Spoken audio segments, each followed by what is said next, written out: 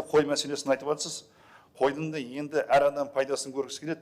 Қойды сататын кезде жалғыз шаруашылықтар емес, ол кезде әр адам өзінің қойларын сол жерге апарады сатқанда. Енді анандай уақыт болғанда қымбатқа сатқысы келетін шығар. Енді оларға сіз арзан сат деп айтуға да қиын. Сөз бармайды құрбан айттың кезінде.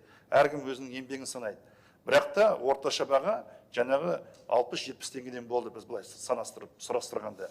Кейбір жерде қымбаттау болған шығар, енді оны бізге бәрін бақылауға өте қиын. Жалпы қойдың саны жететін аламыз деген адамдарға. Сосын бұл жерде мен ойлаймын, өйткені бірақ сататын жер болмау керек, үлкен қала болғаннан кейін. Оның точкалары көп болу керек. Сол жерде біздің ветеринарлар болу керек. Оның бүкіл қағаз құжаттары дұрыс болу керек. Осыған біз тырмысып жатырмыз. Бұл енді әкімшіліктердің жұмыстары. Біз оларға жеткіздік, айттық. Бір жерде, сол жерде таласып, барлығы соларды жиналатын жағдай жасамау керек. Ол жерде 10 шақты точка бола ма, әр жерде сосын күн бұрын 5-6 күн бұрын хабарлама беру керек. Осындай жерде осындай малдар сатылады деген. Сонда бағасы да конкуренция болып, төмен болуға лайықты болар еді.